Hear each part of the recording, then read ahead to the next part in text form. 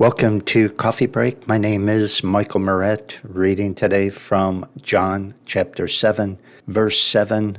The words of Jesus. He says, "The world cannot hate you, but me it hateth, because I testify of it, that the works thereof are evil." And Jesus is actually talking to his unsaved half-brothers. And he tells them that the world does not hate you.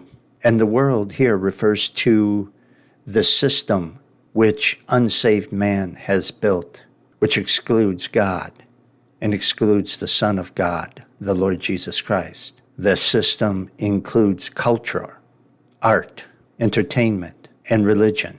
Jesus is telling his half-brothers, and by extension, all unsaved people, that the world system does not hate you, but it hates me. And the reason that it hates Jesus is the same reason that it will not like you if you are saved and filled with the Holy Spirit and living for God.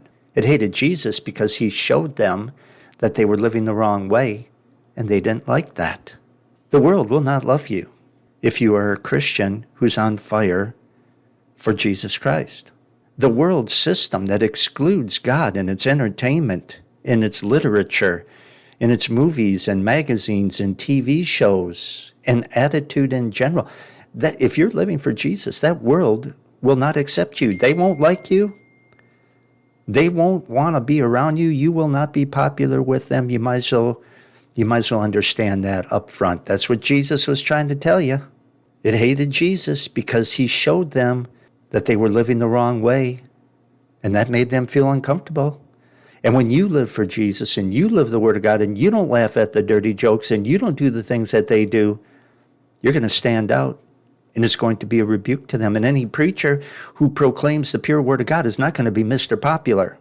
He certainly won't be Mr. Popular with lukewarm modern evangelicals, and he won't be popular with the world either. He will not get the applause of the world. It's just the way it is. This has been Michael Moret with another Coffee Break.